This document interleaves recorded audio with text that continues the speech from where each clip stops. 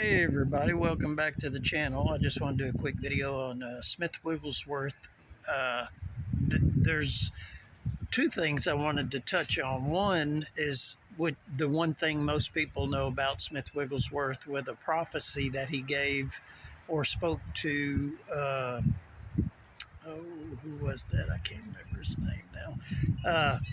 Lester Summerall, about the end time revival. That would be a worldwide revival. Now, we all know of Azusa Street, and we know of the Welsh revival in Wales, and the beginning, I think it was in Arkansas, maybe with Parham, and when the Holy Ghost well, it's reported that it was actually like tongues of fire, like it was in the book of Acts, before Azusa, when all that started.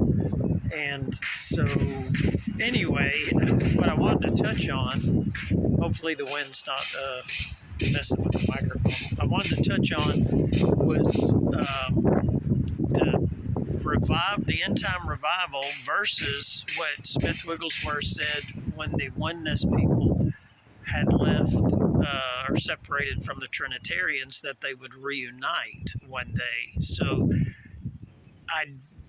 most people, I'm sorry, I'm kind of scattered trying to talk about this. There's the end time revival of a worldwide revival that Smith Wigglesworth prophesied, or said God told him, prophesied. And then there's the end time, what I call the end time reunion, where Smith Wigglesworth said he had a vision of the oneness born again people reuniting with the Trinitarian born again people, becoming one church. And so those are different. Most people know about what I mentioned about with Lester Summerall has spoke about the end time revival, but I believe that, well, the vision was a different vision than the prophecy. Those are two things. There's an end time revival that he prophesied and an end time reunion vision that he had. And I'm starting to believe that without the end time reunion of the oneness and Trinitarians reuniting, that you can't get to, or you probably won't get to, or it was designed to get to, the end time revival, because unity is part of revival. So that's kind of what I'm thinking. And I'm following God in this to the best of my ability.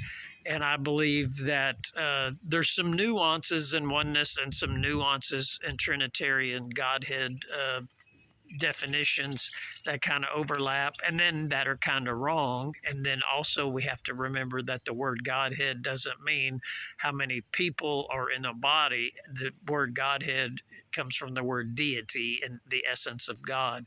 And somehow the word Godhead became the meaning of how many people there are, in the body of God, meaning the Father, Son, and the Holy Ghost. Are they one? Are they three?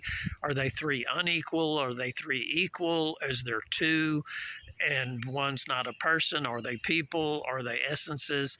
So I want to get into that really, really at length, and let us reason together. And I think God's doing something really great. So, but Smith Wigglesworth, way back in the 1920s, 30s, whenever that was, that's really a unique proposition of an end time reunion between oneness born again Trinitarians and oneness born again believers and Trinitarian born again believers. And I think it can be done. I don't think it like I'm reaching for straws. I see how it can be done, but the what it looks like might not be what we think right off the bat. So but anyway, I just wanted to go into that. Those two things are different. The end time reunion with oneness and Trinitarians reuniting in the end time revival. And I think that his prophecy of that, I think they're connected, because I think the reunion would ignite the revival. So I think that's what's going on. Y'all have a great day. Bye-bye.